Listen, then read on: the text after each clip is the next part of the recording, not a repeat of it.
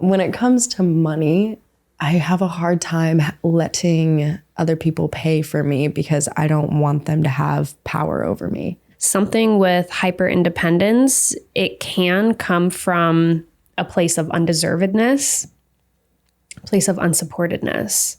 I feel like I have to do it on my own. Like it's all me. Mm-hmm. And that can be really stressful. Yeah, I feel scared that I'm giving someone permission to hurt me. I'm Catherine, and welcome to The Spiritual Gem. The purpose of this podcast is to demystify the inner work, to normalize vulnerability as a measure of bravery, and to teach you the transformational tools so that you can shed the layers of anxiety, depression, unworthiness, self-doubt, and walk this planet with the lightness, the joy, the clarity that is your natural essence. In each episode, you'll meet one of my private clients as they reveal their deepest traumas, inner woundings, limiting beliefs, so that you can see in real time what it looks like to truly heal by going within and meeting these inner parts with the love, with the medicine that they need. It fills me with life having these paradigm-shifting conversations, and I'm so excited to have you here. Welcome to The Spiritual Gem. Today we have Charley. Again, this is her third session. I'm so excited to see how she has been integrating from the last two sessions and see what we're going to get into today. Woo-hoo. Hi. Hi. Yay. How are you? How have you been integrating? What's been happening in your life? I've been killing it. I've been doing great. And honestly, thanks to Catherine so much for I think your bio like speaks for what you do. Yeah, your Instagram bio, like heal your trauma, which is sessions. Because it really has done that for me. My confidence has like gone up, like skyrocketed. I don't know if you've seen me on Instagram, but I have been seeing you killing it on Instagram now. Yeah. And like I'm feeling just really like more secure and regulated. And it's like awesome. I don't feel like I have these fears holding me back.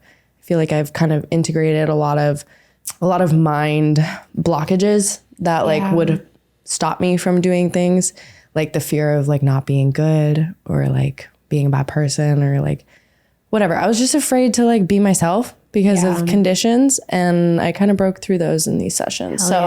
I'm feeling great, and a lot of good stuff is coming in my life. So I'm so happy excited. You have been killing it. And just a little recap for anyone who is not familiar with the last two sessions. And the last two sessions were bangers. So go and watch those if you haven't. The first one was healing the fear of being misunderstood, especially with like social anxiety and social settings. Yeah. And then the second one was, what I called it was Catholic guilt. Because we got into like the kind of the conditioning of like, you're good or you're bad or you're a sinner or you're evil.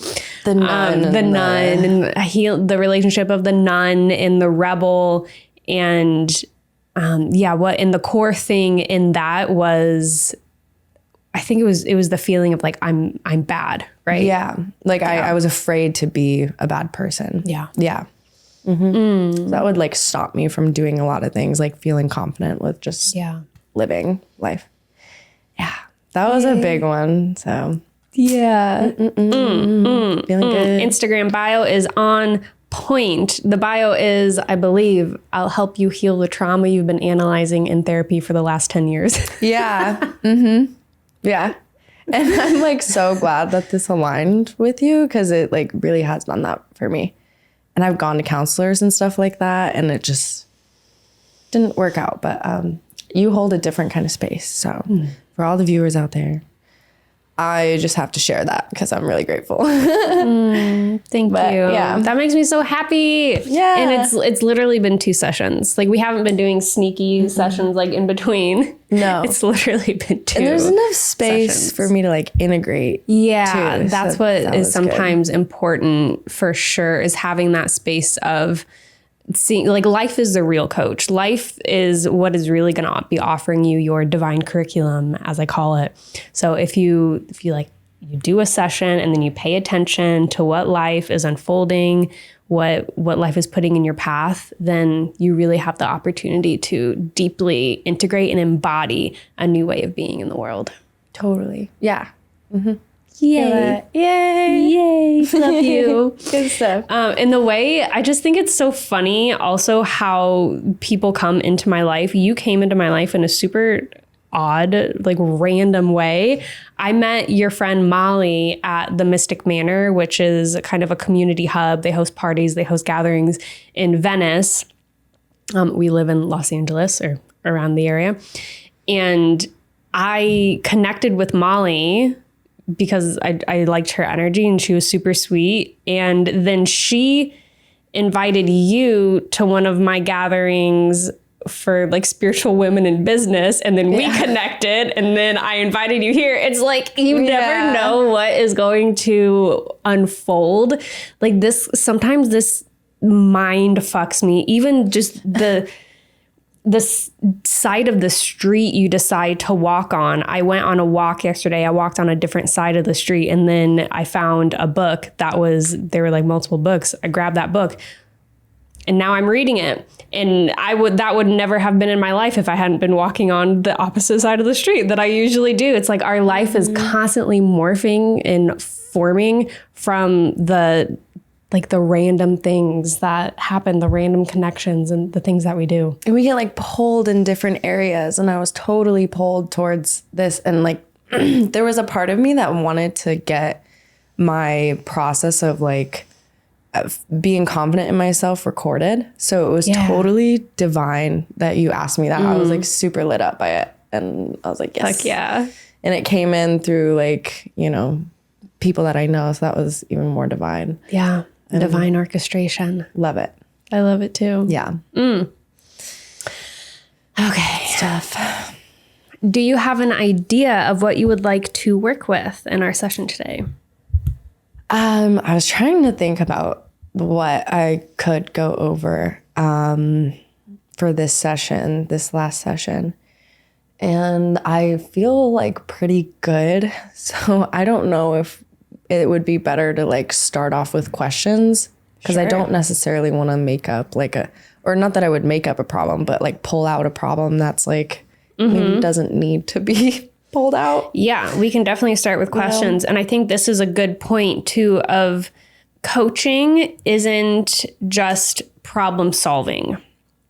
This is how it usually starts for most of my clients is it's like, I have all of these things that are like stressing me out and like all of this like inner chaos and things that like are kind of, going wrong in my life. And so that's what we focus on. But then it's like, oh, actually I'm feeling pretty good. And actually like things are going pretty well. So then the conversation becomes more of how do I expand more into my authenticity, more into who I am. And then maybe it's like aligned goal setting from there or life visioning. It doesn't have to be more of like the dwelling, the trauma focus. That's just usually where it starts for most people because most people have hella unhealed trauma. Yeah. And you got to touch base on those for sure. Definitely. That's always the first stop. Yeah. I'm like, part of me was thinking maybe we could talk about like financial insecurity though. Not that I don't feel like I have that, but that got brought up earlier when we were talking and I have experienced. I know I just said I wasn't going to dive into any problems, but now I'm like, wait. And you're like, well, actually. But I'm like, wait, hold on. This might be a good one to talk about because I feel like a lot of people could relate just to like when, or like being a woman, like I feel like I have to make sure that I'm paying for myself. Yeah. And I know, and that's like a great thing, but there's actually, never mind. I don't want to talk about this. I'm sorry. I was going to dive into that. And then I'm like, wait, I don't need to dive into that at all. I'm feeling good. It's fine. Yeah. But is there something in the financial piece that we could optimize? Could you clarify that question? Sorry. Yeah. So maybe it could be like a thought like, money is hard to make, or I'm not going to have enough. It could be something more nuanced that isn't necessarily like rooted in deep trauma, but there could be a block in your financial situation. So for me, it's like, I recently like started dating someone and it's going really well. And I have a hard time letting him pay for me. So that's what I was going to bring up is like, like, why do I feel like I have to of course I want to take care of myself and that's a very respectful thing to do. But I don't know why my mind feels like I need to.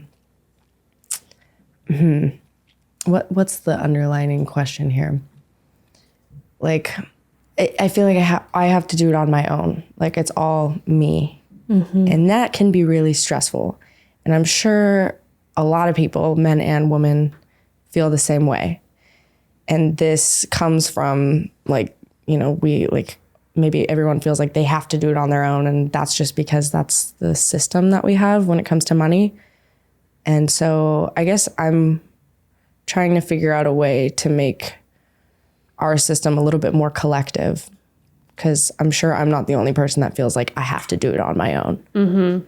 And yeah, definitely not. That's the hyper independence. I'm already thinking of like several people in my mind who I know struggle with this.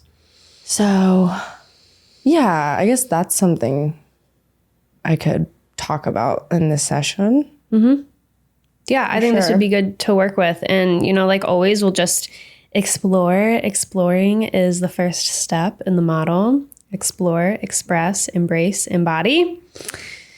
The transform method. So I have a couple ideas of where this might be coming from, or like threads with this, but to kind of ground and presence ourselves before we go into this, and I'll ask you some questions. We'll start with a little moment of mindfulness together.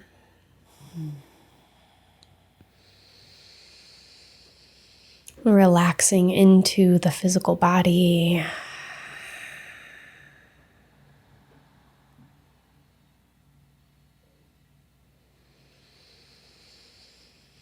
Becoming aware of the breath. Tuning into the sound of the inhalation and exhalation.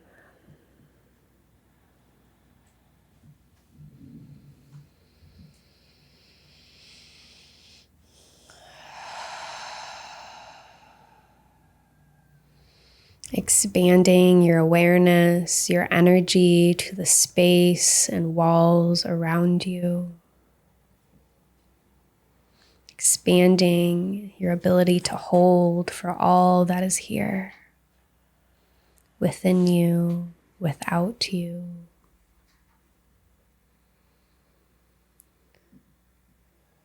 And sending a grounding cord down into the ground, into the earth. Opening the root chakra, center of safety, security, supportedness. And breathing in this connected, supported energy into your cells, softening the belly, softening the womb space, the sacral, the solar plexus. Opening the heart space. Relaxing into the throat.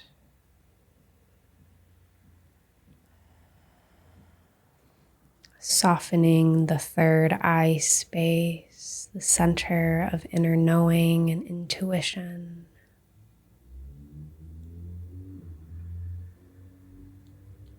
And opening at the crown, maybe seeing a column of light extending from the crown of your head up towards the sky.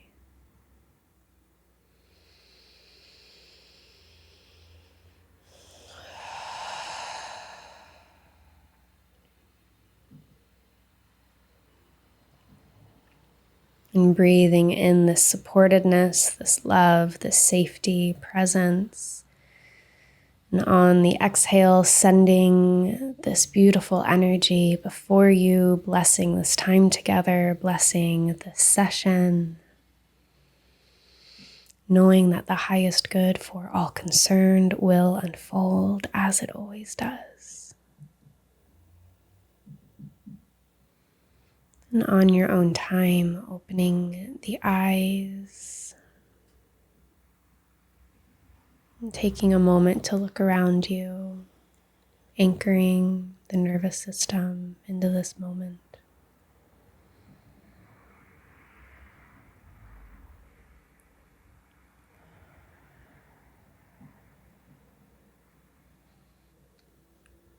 Hi. Hello. You're so good at that. Thank you. Been doing it for many years. Nice. Soothing voice, too. You know, I used to be insecure about my voice. Really? I thought I had a chipmunk voice. I did. It's perfect for podcasts and stuff like this. Sometimes our perceptions of ourselves are not reality. For all the viewers at home, take notes. Yeah. Kind of threw out a big topic there. Yeah. For this session. Yeah, probably multi-layered. Very, yeah. Like, I don't really know where to start with that one. But I think you hit it on the head with hyper-independence being the blockage, I guess. So there's a lot of different things that could be contributing to this, and people might resonate with different threads in it, and we'll just explore and see what's in here. Something with hyper independence, it can come from a place of undeservedness, a place of unsupportedness. I know for myself, I've always been hyper independent. Not so much anymore. I've really kind of softened. I'm like, take care of me. Please. As you should. Take care of me, support me. And also, like, I support myself and I work hard and I make great money. But in my past, I had a lot of abandonment. And whether or not people like mean to abandon you, you know, if someone dies, like my mom died when I was 7, that is still experienced as an abandonment, even though it's not intentional. And, you know, just over my childhood, I experienced multiple losses, big losses in my life, and just was alone a lot of the time because, you know, my dad was dating, my brother was out of the house, so I was just pretty much alone. And this was a big piece of my curriculum that I healed last year in 2023 was around supportedness. I realized that I was actually creating a lot of instances of lack in my life so that other people had the opportunity to support me. Wow, that's huge. Oh my gosh. Yeah. So that may or may not have some threads in this. It could also come, like I said, from a place of undeservedness. And the way that this usually manifests at least in my personal data that I've seen from myself and some of my clients, is it is usually in financial lack and hardship. And it could be, you know, if any of this is resonating, it could be that you might have multiple parts where one really wants to be taken care of, one maybe judges that part, and like the one who judges would be like more of that hyper independence. And I think we, especially, you know, we're about the same age. How old are you? No, I'm 21. You're 21? Yeah. Oh my God, hold on. I have to recalibrate my brain. I just assume people are my age. Okay, well, we're a decade apart. But this is great. Good for you that you're getting this. You're getting this done Now, saving yourself so much unnecessary hardship. My God. And thank you for like helping me integrate it. I thought you were like 29. No, I've been looking for answers for a while, so I come to the right people. Yeah. Okay, I like lost my train because I was a little shooketh about that for a second. Well, I can jump in. Yes, I resonate like with everything that you're saying. I think that it definitely does come from a place of like undeservedness. So I create problems. Like I noticed, especially when I get into intimate relationships, that's when it shows more clearly that like I want to kind of put myself in a space where I can be taken care of. And then I end up like crying a lot. And I don't know, I've seen other women do this too, where you kind of like turn into a child almost because you want to see if your partner will take care of you. Yeah. And I think that might be psychological because women are looking for a partner that's going to be able to take care of an offspring. That could be psychological.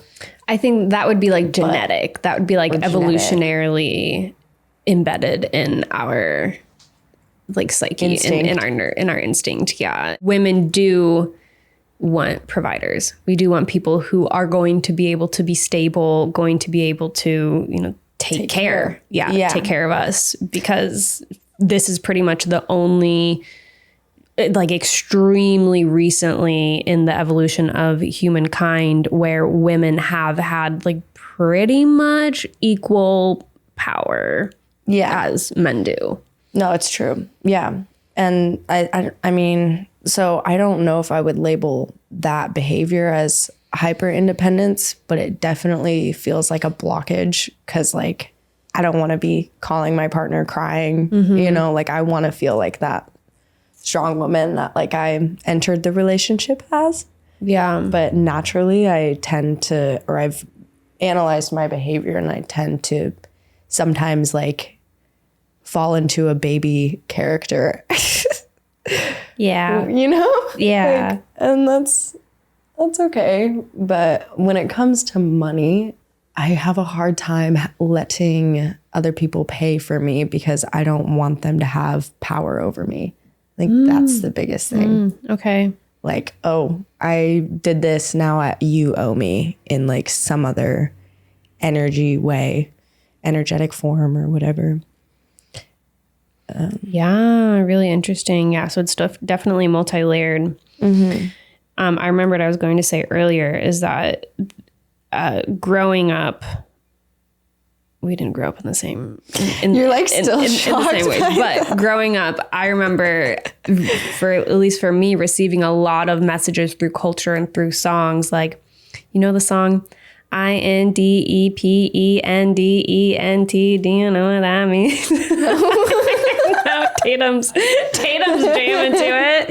It was like, ooh, and then the Kelly Clarkson, da da da da, Miss Independence, da, da, da. Like there were so many songs around like being independent and being your own woman, and I'm sure in some way that made its way into your cultural like absorption Megan Thee Stallion. Well. And definitely. Yeah, all that stuff's coming out now too, which I love it. But like when I'm with someone, like a partner, I naturally, like I see myself kind of turning into that. Like I'm like, oh my gosh, why am I acting like a child sometimes? And it's like I'm gonna come back to that like woman, energy that I entered the relationship with. It's super weird. Yeah, there's a little piece that just came in. It's like kind of a hyper feminist view as well.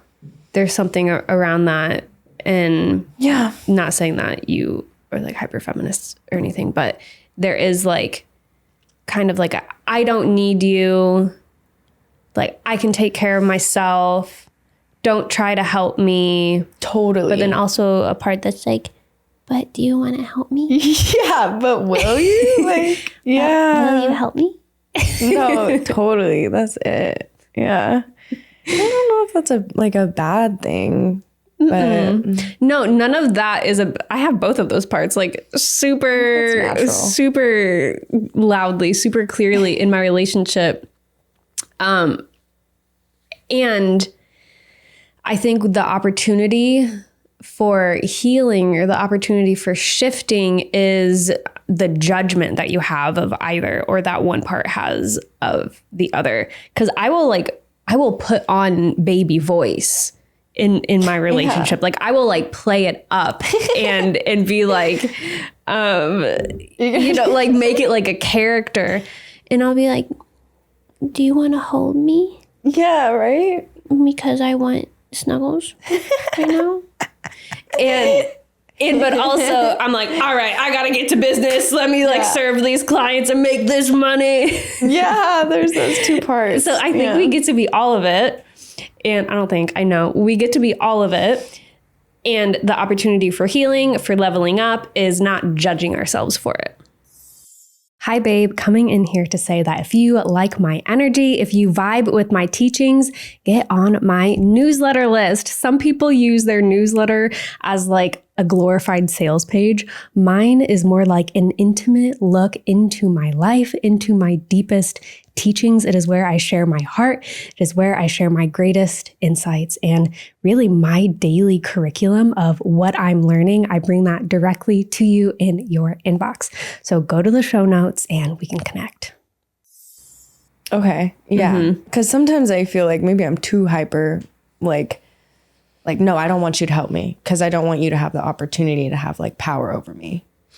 So since you said that this came up recently with like your partner wanting to pay for something for you. A lot of things. Yeah, it comes up with a lot of things. Well, like he's very financially secure. So like, Love that. yeah, I just need to get a little bit more comfortable with like allowing that, I feel like, but I also want to like give back too. I don't know. Yeah. It's just the fear of like having someone, like feeling like I owe someone. Like, yeah. But okay. Then that makes me feel like, oh, I'm not enough, right? If I'm feeling that way. So.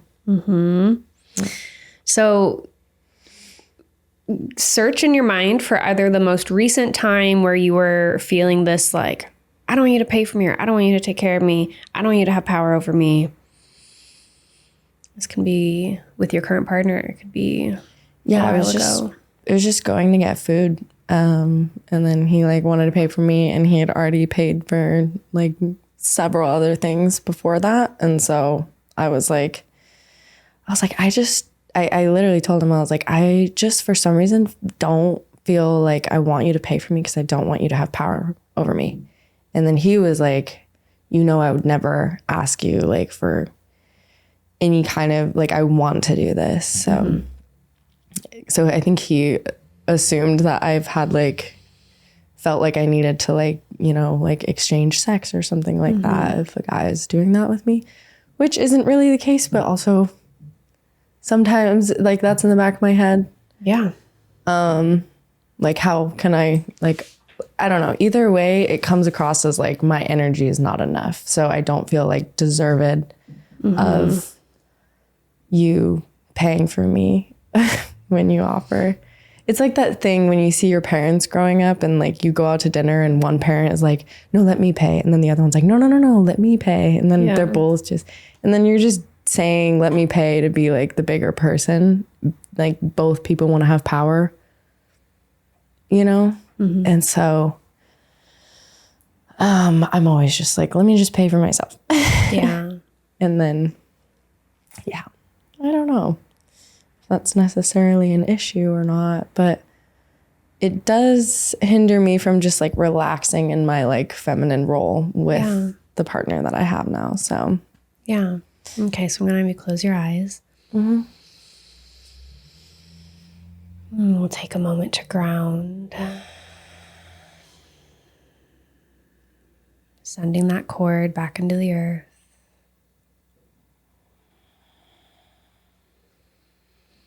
And I invite you to tune into this inner part that says, I don't want you to have power over me. I don't want to feel like I owe you. Maybe even the one who says, I feel like I don't deserve this. We'll take a moment to connect with her.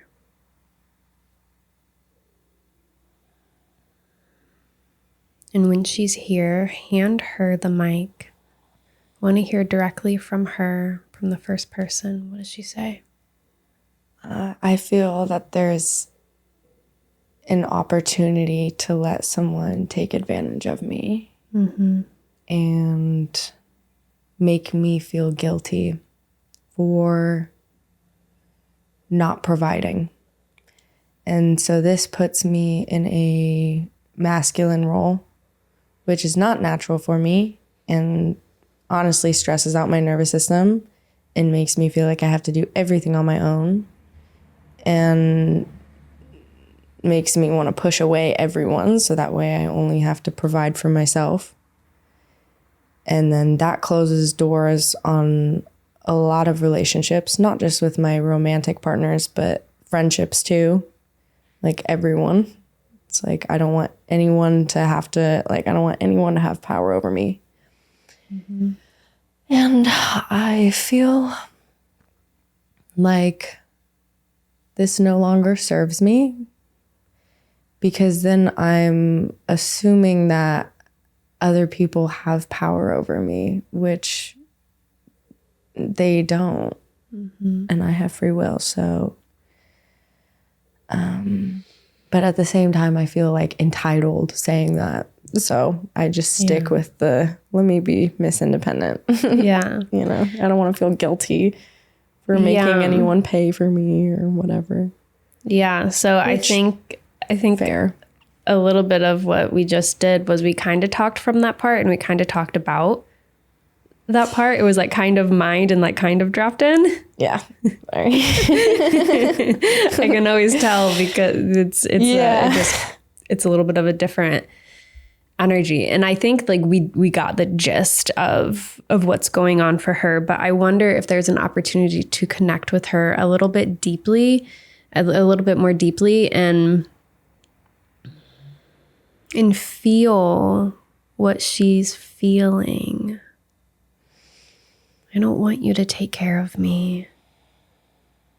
I don't want you to have power over me. She's feeling scared. I feel scared that I'm giving someone permission to hurt me. It's my parents never said this, but I can see how this is probably a very similar feeling to the children that have grown up with parents that say, you know, like, you're under my roof, do as I say, kind of a thing. And stay with her. Stay with this part. I feel scared. Yeah. I feel scared that I'm not good enough to do it on my own. I feel unworthy. And yeah, that's good. Just open to this. I feel scared. I feel unworthy. It's okay to feel this right now. Just for now. I feel needy. Yeah. I feel like money is holding me back from connecting with people in a loving way because there's fear of loss, fear of power, whether it's me having the power or someone else. It's like money and power really go together, and it's scary. I want to be the one with it. Yeah. Because I don't want to feel poor. For the next 60 seconds, would you be willing to open to the feelings, to the sensations of I'm scared. I feel needy. I feel like I'm not good enough. There's a lack of emotion behind that right now. But we can definitely dive deeper into it. Mm-hmm. And there's no expectation or requirement to have, to cry or to have any kind of big emotional release. But what I do notice is that we'll feel for a moment, and then we'll go into the mind and conceptualize. And it's like, we'll feel for a moment, and then we'll go into the mind, and kind of this back and forth. Okay. And yeah, I want to give you permission to just be with the sensations for now, just for the next 60 seconds or so. Yeah. So dropping into the body. I feel unworthy of receiving, undeserved, scared, Lesser than. lesser than.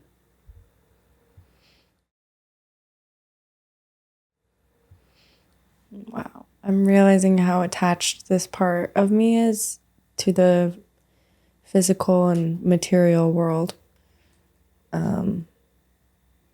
Whereas if I would embrace like the spiritual part of me, like the part of me that has concrete power, it would all kind of flow to me naturally. Yeah, and that's what we'll do next. Okay. Yeah. Stay with the body.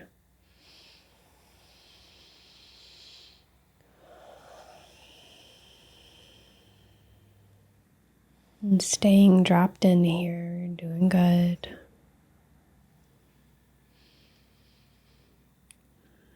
And what's present for you as you tried to stay dropped in there?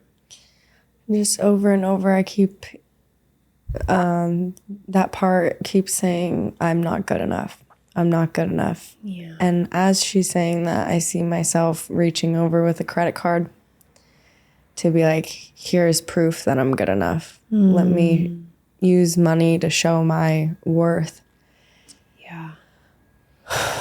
Which is super degrading to my spirit. This is really good data. Really good. What would I'm not good enough look like in your body? If you were to embody that right now, would it be knees to chest? Would it be head down? Would it be turtleneck over your face? What would that look like right now? Head down. Like, my whole body feels covered with a shadow. Like I can't let anyone in because inside I don't feel good enough. So instead I'm going to show them that I'm good enough on the outside, the physical material plane, just so I can hide that I don't feel good enough inside. Yeah. So I want you to move your mic over and put your head down. You can put it on your knees. You can put it down on the table, wherever. But just embody this. I'm not good enough. I'm not good enough. I'm not good enough. Let yourself go there. Full permission.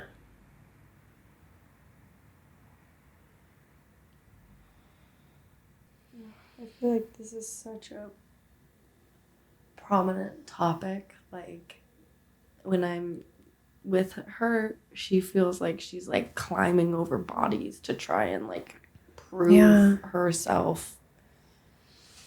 Yeah. And it's so physical and material realm stuff. So I want you to talk from her perspective. I feel like I have to climb over bodies to prove myself. Yeah.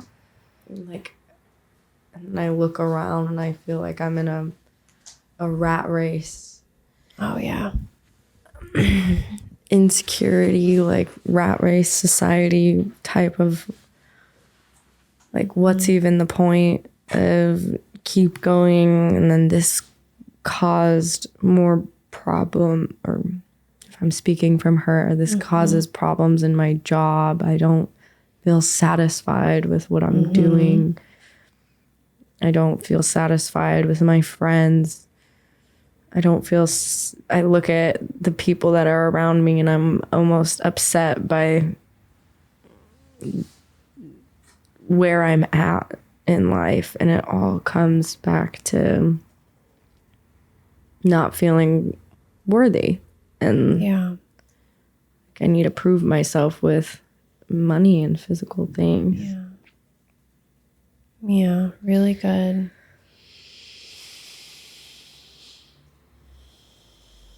And staying with this part, staying with the body, there will be time for analyzing and understanding and embracing. And this is big for this part.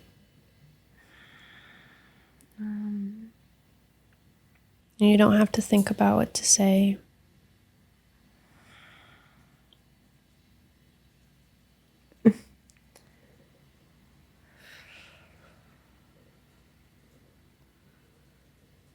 I feel like a lot of hatred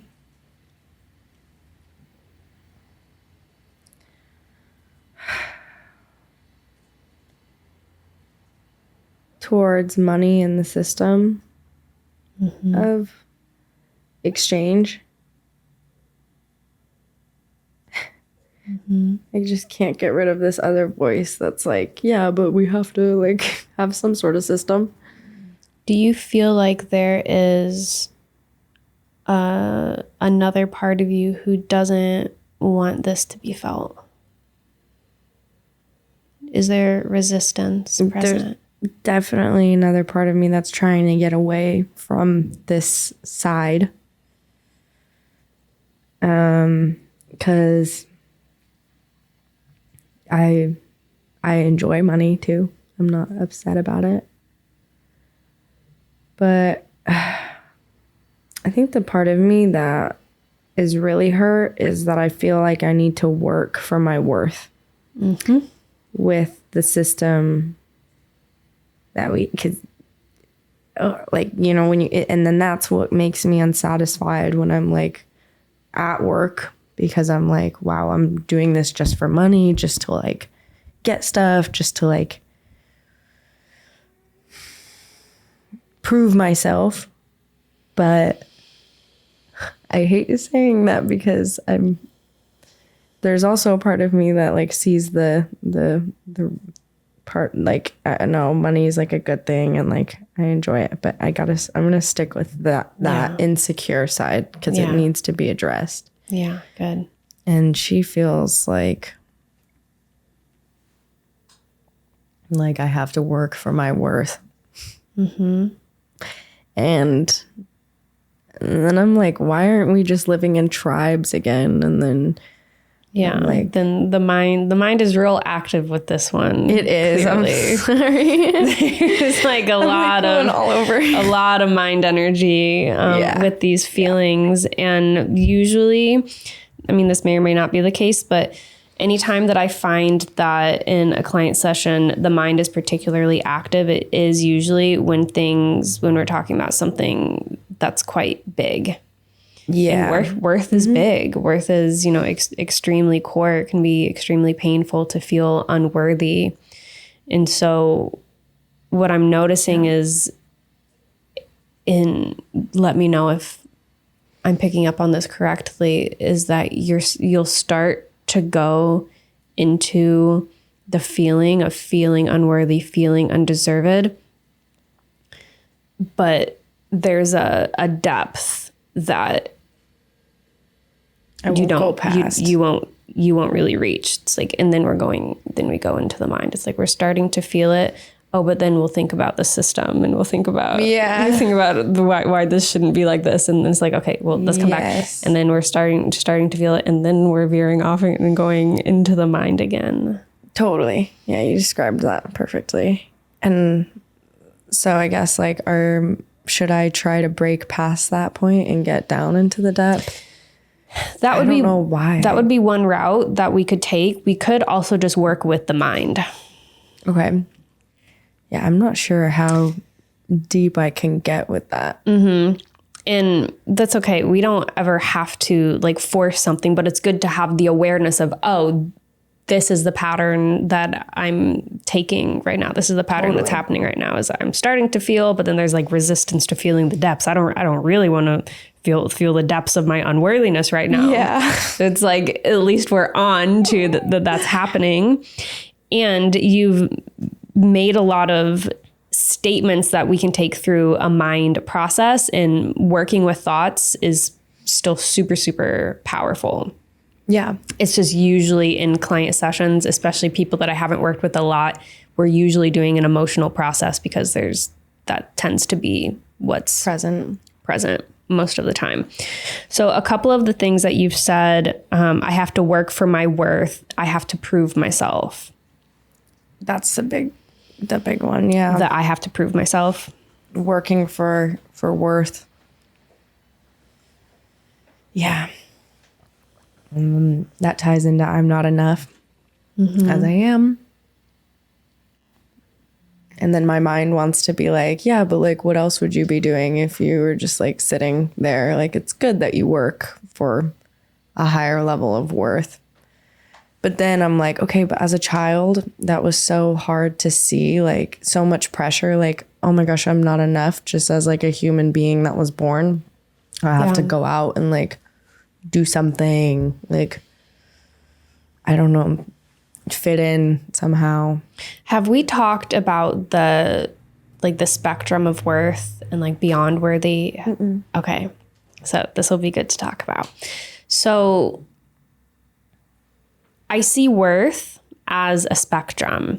You know that there are 3 core wounds: feeling unsafe, feeling like you don't belong, and feeling like you are not good enough or unworthy. So what's interesting is that feeling unsafe, that's a legitimate thing. You can be unsafe. That's true. Feeling like you don't belong, that's also a legitimate thing. You can not belong. You can be kicked out of the tribe. But the thing with worth is that you can't actually be unworthy. It's kind of God-given. It is. And the concept of worth is man-given. Worthiness is an illusion. Worthiness is a concept that like all of humanity and all of cultures across the board and across centuries have bought into. And we know that this is not actually based in reality, because the measurements of worth have changed over time. They change from culture to culture, from person to person. Everyone measures worth differently. For someone, being low income might be their measure of worth, because maybe they have a bunch of judgments about people who are high income. So they're like, yeah, I'm good enough. I'm better than you because I'm not bought into the system. You see what I mean? Yeah. And for other people, it's about height. For other people, it's about job title. For other people, it's about how many partners they have. For other people, it's about how big their earlobes are in African culture. Yeah. True. Exactly. Even in, this is like a weird one that I'm going to say, but even in high school, I had like a thing about my worthiness with my virginity. Really? Yes. Yes. I'm better than you because I'm a virgin. In Muslim culture, that's like so prominent too. Yeah. Or in religion in general. Yeah. Definitely. So everyone has different measuring sticks. It's an illusion. Wow. It's a concept. Yeah. It's not actually based in reality. It's mental measurements. Like mental measurements. And so there's a spectrum with worth. So wounded ego, unconscious ego says, I'm not worthy. Which that's a very stressful that's a very stressful lens. Stressful. To be seeing the world from. And that's honestly where most people are in the setting of I'm not worthy. Especially with the internet. Definitely. And stuff like that. Definitely. And then the pendulum swings to the other side where it's like, I am worthy. Now this can go on the toxic side of superiority, supremacy, I'm better than you. Mm-hmm. But it's on the same spectrum. I'm less than you, I'm better than you. Same Which spectrum. one? Yeah. And the pendulum will swing to both. And I when I felt I'm less than you, I would look at the people that think they're better, or I thought that you perceive that they think that they're better than you. And so then that made me feel like I don't want to ever be that person that makes other people feel less than. And so then I would judge the people that were embracing their worth, kind of. Yeah. And so I've been experiencing this a lot lately because I've been talking about money on Instagram. And this is exactly what it's been triggering people. Well, I've been getting a lot of like hateful and like aggressive messages in the DMs. And this is exactly what's happening, is that it's triggering their unworthiness. So then they're projecting on me that I'm saying I'm better than you. And really what I'm saying is actually there is no such thing as worth. And if you want money, you have to stop judging money. But then that's being perceived as I'm not good enough, and you're saying that that you're better than me. So this is really important to keep in mind of the like wounded ego. I'm not really, actually, it's both wounded ego. Definitely both wounded ego. I'm not good enough, and like the I'm better than you. Now there is somewhere in this spectrum of it's like healthy ego of no, I am worthy. Like I am good enough. Now that's still ego. Yeah.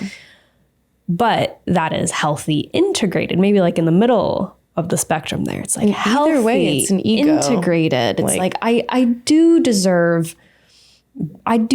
beauty. I do deserve to make enough money to pay my bills. I do deserve nice things. I do deserve, prosperity, whatever the things that you think you deserve are. Now it can go on either side, though. It can go into the red of less than you or better than you.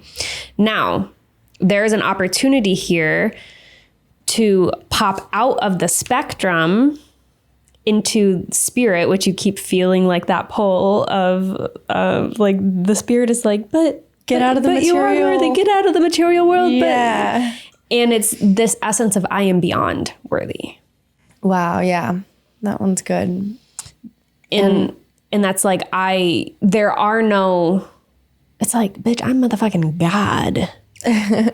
And yeah. And you said that like it's ego to like feel, but to feel worthy and like, I deserve this. But it's also egoic for me to be like, I'm less than, so like you should help me, or like, or just feeling that like lesser than feeling. Either way, it's like ego, at least from me like analyzing it now. So yeah. And also ego isn't bad. It's not. But having a wounded ego is a very stressful place to be living in the world. And then it causes a lot of projections. It causes a lot of so much pain in your life and in other people's lives. So ego isn't bad, but we want a healed egoic sense of self. We want a healed egoic sense of the world. So it's not like, no, you're less than me. No, you're better than me. It's like, no, I know that I am a powerful woman. I know that I'm a beautiful woman. I know that I deserve good things in the world. And also holding the sense of, and I know that ultimately worth is an illusion. And because I'm on the earth plane, I do kind of have to buy into like the silly little game we're all playing about our worth and value. But I know in my heart, I know in my spirit that I am beyond worthy. There are no labels. There are no words that could begin to encapsulate the fullness, the totality, the brilliance of my spirit. And with that mentality, you can share it with other people like you're doing with me. So yeah, And I realized a while ago, like maybe a year ago, that ego isn't a bad thing because I had like an ego death or whatever. And that was just like, I don't know, I felt like I didn't have a voice or anything. And that's when I realized that ego is kind of a part of the game, as you called it. Like you kind of need a sense of self or else what's the point of driving this vehicle that we all live in? Exactly. You know? And we agreed to that. We agreed to have an ego. And it's like, I believe, you know, my ego is my buddy. My ego is my friend. Embrace it. I embrace her. And I'm like, I can hear when she wants to fucking put the dukes up and wants to like battle it out with someone. And I can also feel her sometimes when she's like, oh my God, they make so much more money than you do. Oh my God, they're so much prettier than you. Oh my God, the blah, blah, blah. It's not nearly as loud as it used to be, but it's like, it'll be like these subtle essences, these subtle energies. But because I'm grounded, like where I primarily reside is in the ground of I am beyond, that I can see that ego. I'm like, oh, you're cute. I know you feel like that. It's okay, honey. I'm here. I got you. Yeah, that's not actually a measure of your worth. I know you think it is. You are worthy.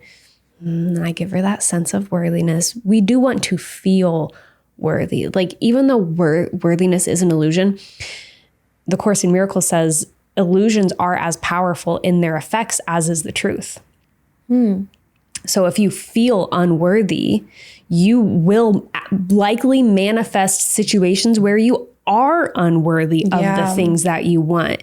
You can be unworthy of a relationship. You can be unworthy of a job if you are driving the body vehicle from that place of unworthiness. And then maybe you're like lashing out at people and you're like, you're being a crazy bitch. And you're like, you know, you're acting from this wounded place. It's like, yeah, that person will feel that you are not worthy to be in this beautiful relationship with them because you're not treating them right. Yeah. So we can produce the conditions of unworthiness if that is the part of us that is driving. Because you're looking for that to respond to, confirm like that you're not.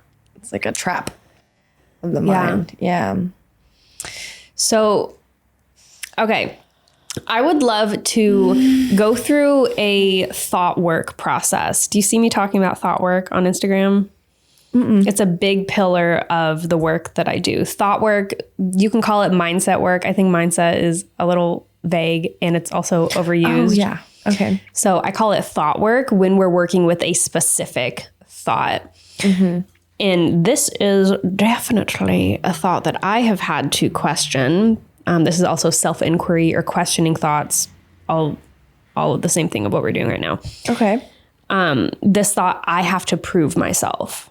Yeah. I felt that a lot in my evolution of being an entrepreneur. So we can work with, actually, I'm going to have you rate these thoughts in intensity, 1 through 10.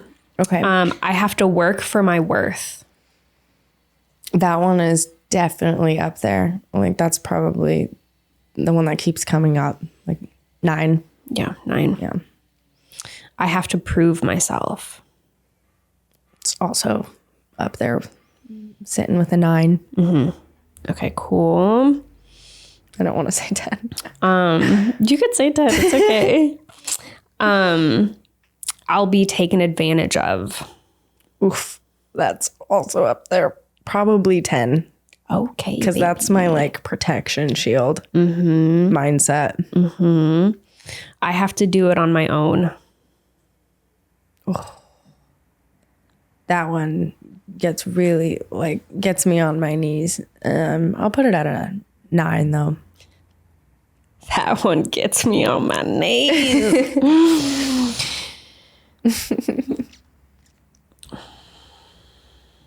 They're all pretty high up there. But working for my worth is like the one that makes my nervous system the most unregulated, I think. Yeah. So for the viewers at home, this process, I have a freebie for this. You can go to the show notes and put your little email in there. Also, you should just be on my email list anyways, because my emails are fire. And this is exactly what we do. We explore, always the first step of the model, and we see what thoughts are present, what thoughts are you operating out of. Then we rate them 1 through 10. Obviously, all of these, like, it doesn't even matter where we start with this. Yeah. These are all so interconnected that as we question one, it's because of how the mind works. It's like, I imagine it like a fishing net. It's like we're cutting one part of the net and another part of the net, another part of the net. These are all so interconnected that as you question one, the other ones will begin to soften as well. So we are going to work with I have to work for my worth. Yeah. Yeah.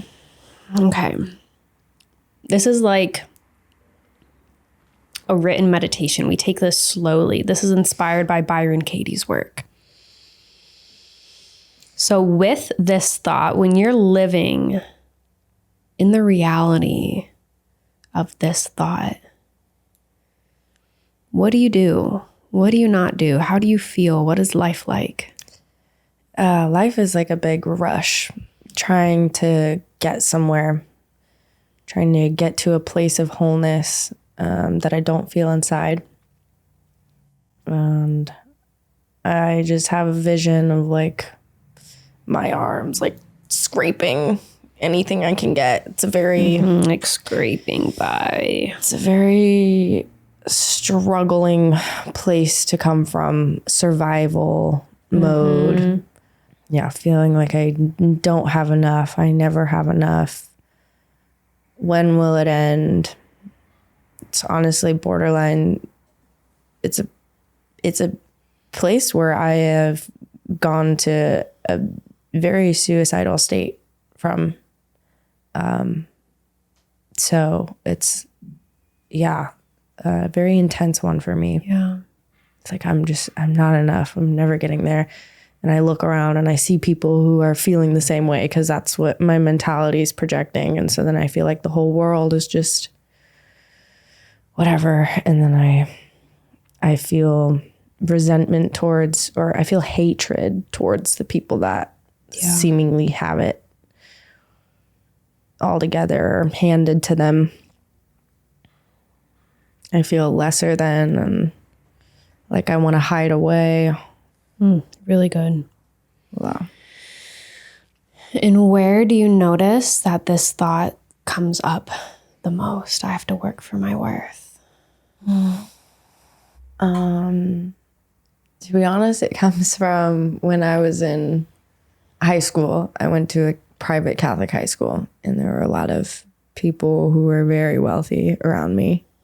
And I grew up in like a middle class like family, and middle class kind of gets like, you know, a lot like just taxes. It's like kind of hard. You feel like you can't like escape that. So there was a part of me that felt like I wasn't good enough. Or I just like saw things that I didn't have or whatever. So I created this mentality that I was like, I don't know, just like, why me? Why was I born in this situation? And then I almost felt guilty too, because I knew my situation wasn't even that bad. Yeah.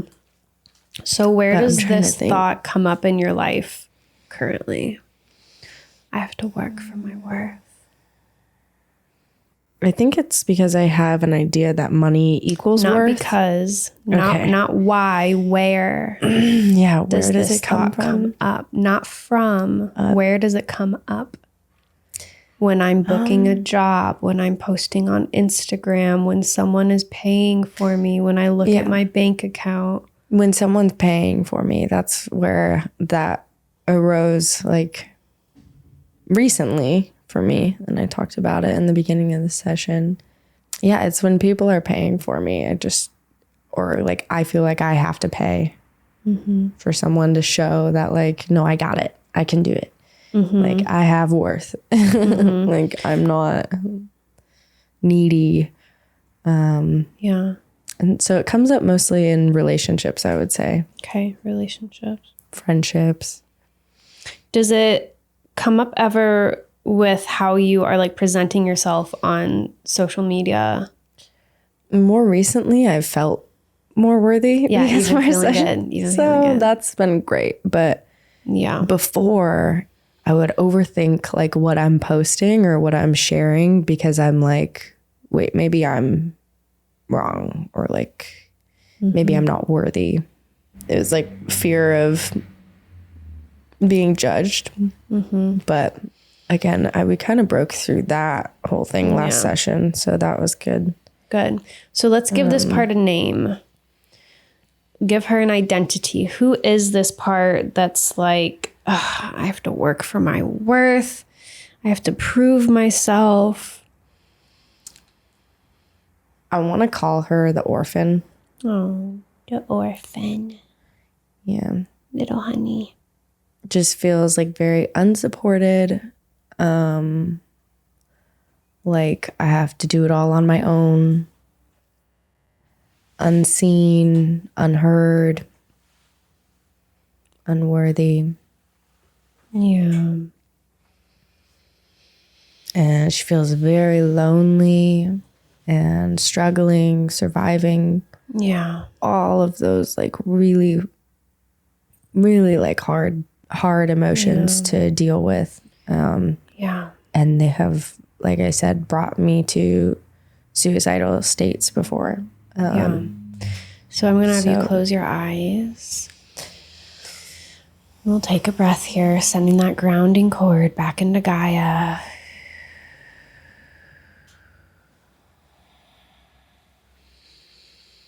And I want you to imagine that you walk into a room and you see this sweet little girl in the corner, little Charley. And she's saying things like, I feel like an orphan. I feel unsupported. I feel lonely. No one's here for me. I feel like no one sees me. No one hears me. I have to prove myself. I'm not good enough. I have to work hard for love. I have to work hard for my worth. What do you do when you see her? I see her balled up with her head in her knees, and I'm just like giving her a hug. I'm like, oh my, like, Yeah. just totally embracing her. And she's just like, poor me. Yeah. Really good. Stay with her. So swoop her up in your arms. Hold that little baby. Oh,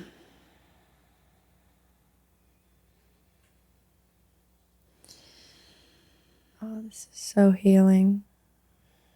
Yeah. Hug her. Yeah.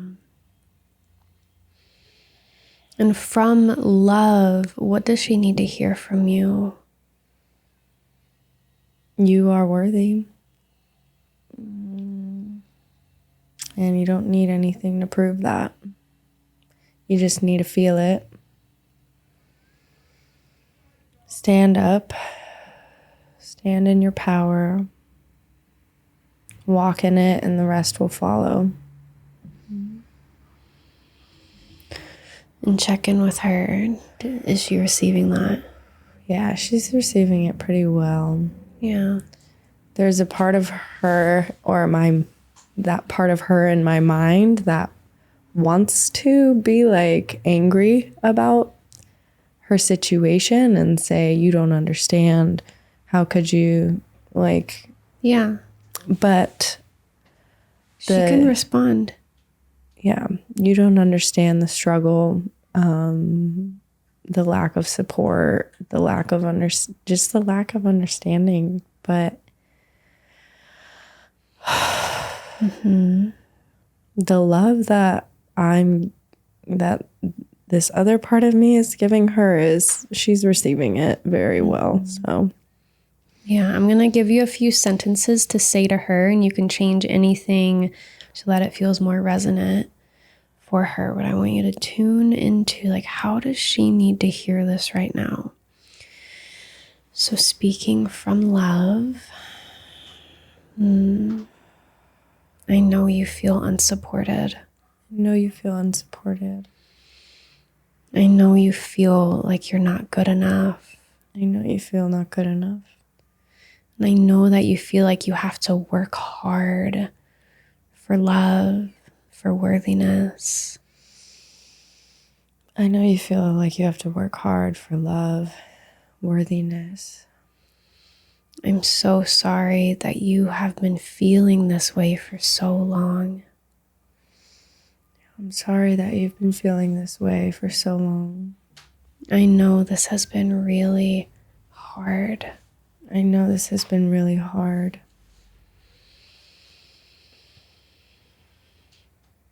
And I want you to know that I love you so much. I want you to know that I love you so much. You don't have to prove anything to me. Oh. You don't have to prove anything to me. Yeah. You are good enough for me. You are good enough for me. I accept you. I accept you. And I'm here for you. And I'm here for you. I know I haven't been. I know I haven't been. And I'm sorry. And I'm sorry. But I'm here now. But I'm here now. And I'm not leaving. And I'm not leaving. Breathe that in.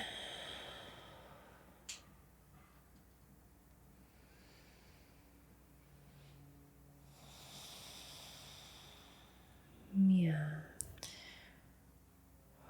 What a great exercise to strengthen the part of me that's worthy, so that way I can take care of her in situations that I feel unworthy.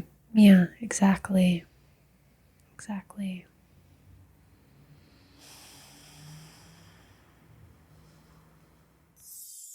Hi, babe. I'm coming in here to say that if this healing process and conversation is inspiring you, opening your heart, moving you, it's time that we work together.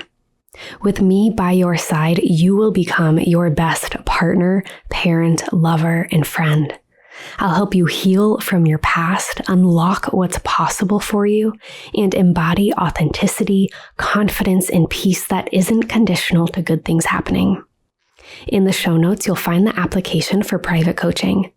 Fill that out, and I'll let you know if I genuinely think that I can serve you with where you're at and where you're wanting to go.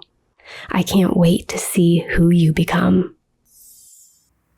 Is there anything else that you want to say to her or that she wants to say in response to that? You are worthy. Plain and simple. Yeah. And I just see myself kind of picking her up under the shoulders. Yeah.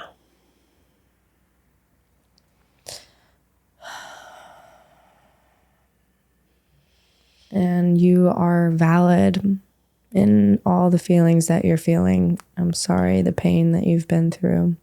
Yeah. And it's a lot of stress and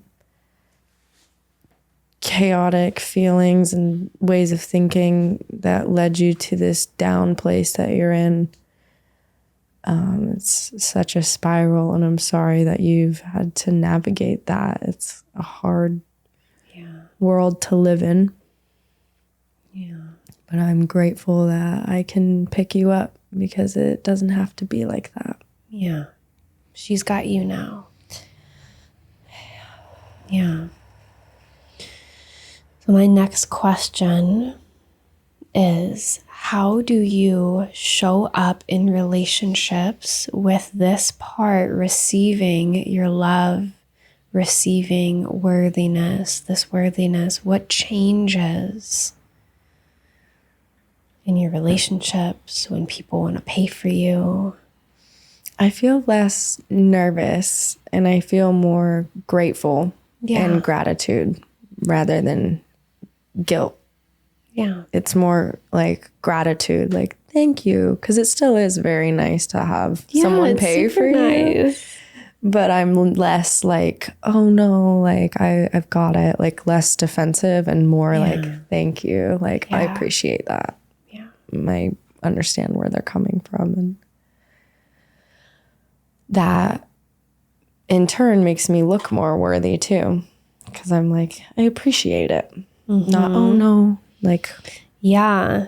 And what's also interesting that we didn't get into, but sometimes our unworthiness triggers other people's unworthiness. So if you are denying someone the ability to support you, to gift you, to give to you, that could trigger their unworthiness.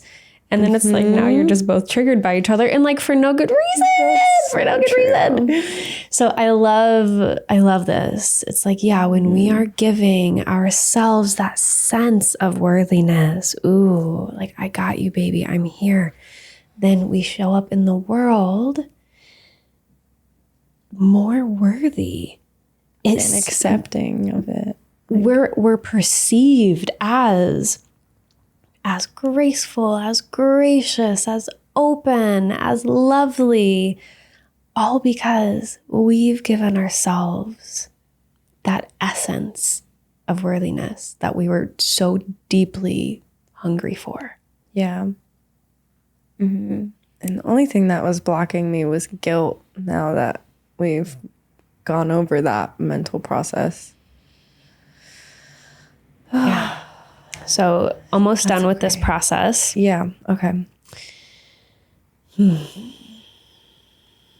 Goes from guilt to gratitude. Yeah. I love that. So now we're going to flip this statement. But before we do that, I want to just point out that what the orphan really wanted was worthiness, was supportedness. Yeah. The strategy that she was taking to get you there was these feelings of, I have to work for my worth, I have to prove myself, which was actually creating this feeling of being rushed, scraping by, survival, don't have enough, hatred towards other people who are doing well, this like hiding, this less than. So we can see that the strategy just isn't effective. Yeah.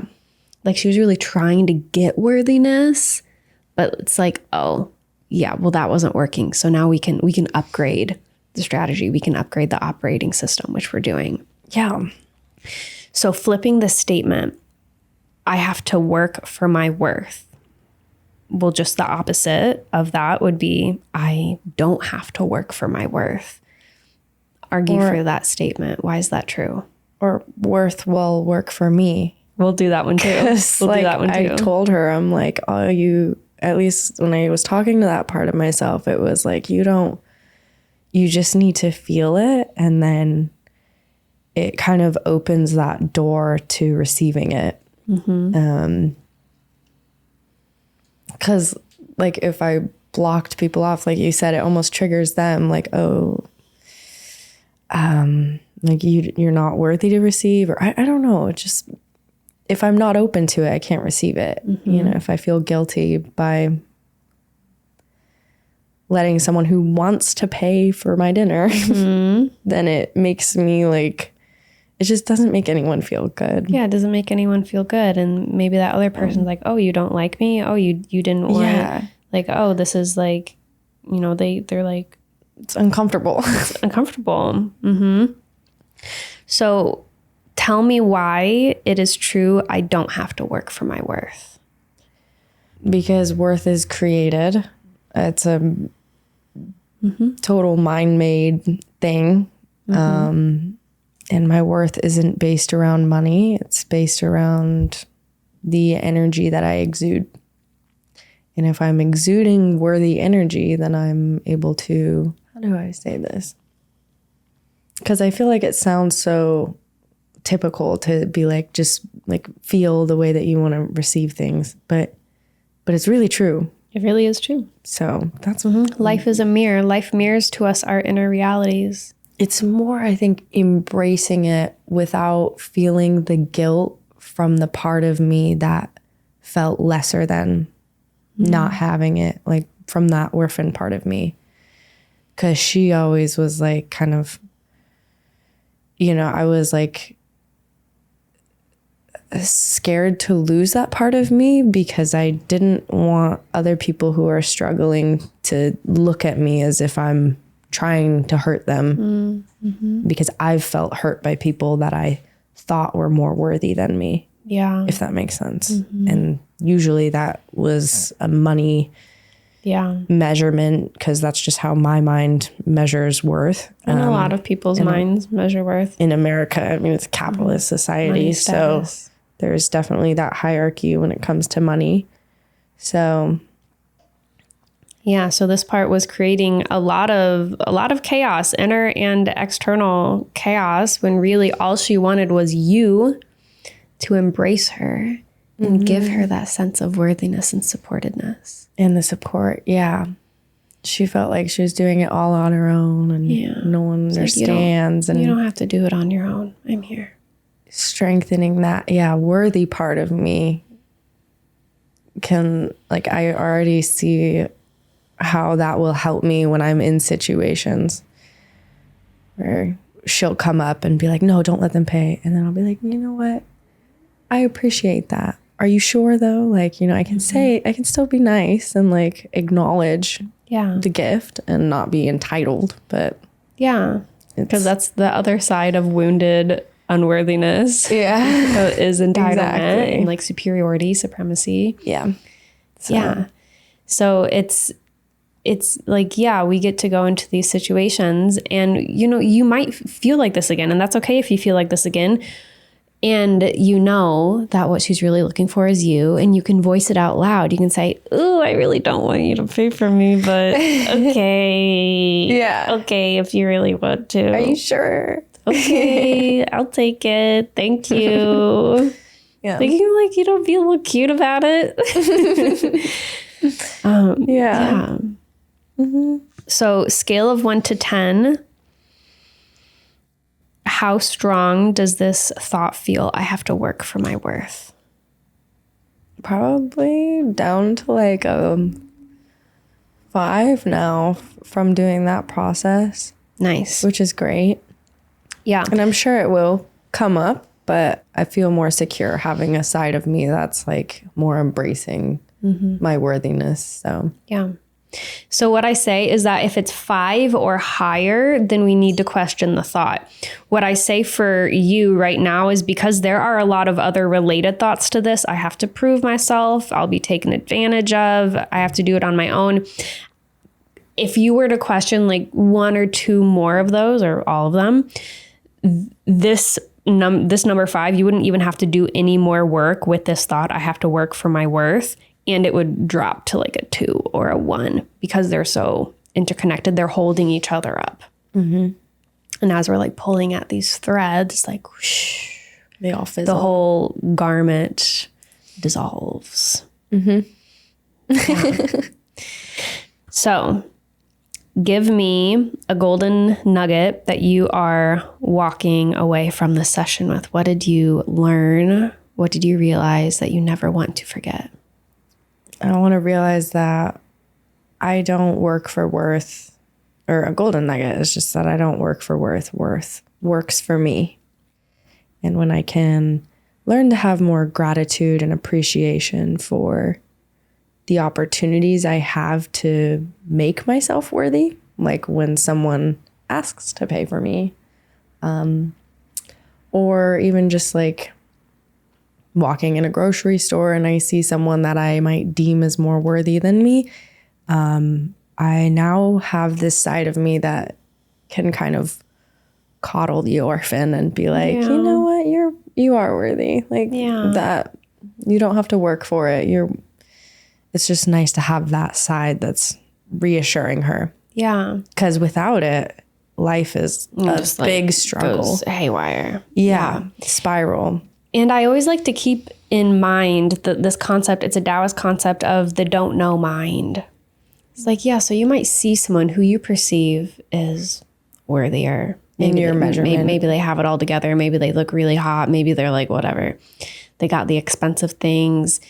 You have no idea what their inner environment was or is. When I was a nurse, a registered nurse, I did home health. So I would go to people's homes. I went to a celebrity's home, and it was the most beautiful home on the outside. I was like, oh my God, I'm like feeling kind of nervous. I'm like going into this house. And this woman in particular, so her husband was the famous one, and this woman was the one that I was seeing. She was alcoholic. She literally had to have a babysitter because she was so just unwell. Like she couldn't be by herself psychologically. Mm-hmm. I walked into that house. It was a huge house. It was completely barren. Like even literally there was almost no furniture in the house. Mm. I think her son was, off in some room. I was like, hello? Like, is there anyone here? So that's a metaphor of how, it might look amazing on the outside, and you have no idea how empty, how painful, how hollow some people can really feel on the inside. Mm-hmm. And everyone can relate to that. I think it was Jim Carrey who said, like, he was saying, like, once you make it, you realize how there, like, is no making it or something like that. Like, how it's just the same for everyone. Mm-hmm. We all have to find that worth from the inside. Exactly. Outside doesn't matter. Mm-hmm. And people who don't ever find that, that's called drug addiction. Yeah. That's called sex addiction. Mm-hmm. That's called suicide. Yeah. Totally. Yeah. It's really sad, but just hugging my inner. And who would have thought that the very thing people want to avoid is the key, is the door to everything they want? Yeah. Who would have thought that by embracing the part that feels like the orphan, feels unsupported, feels unworthy, by going there, by feeling that, by embracing that is worthiness. Yeah. It gives telling you the very her she's thing. valid. Like, I think she really needed to hear that. Like, you're validated for feeling that struggle, but it doesn't serve you anymore, Yeah, and I'm here for you. Yeah. Oh, that was nice. You really do have it all within if we know how to go there. Mm-hmm. Mm. My worth measurement is definitely on a different scale now. Yay. Beautiful session. Yeah. Oh my gosh. So grateful for you. Yay.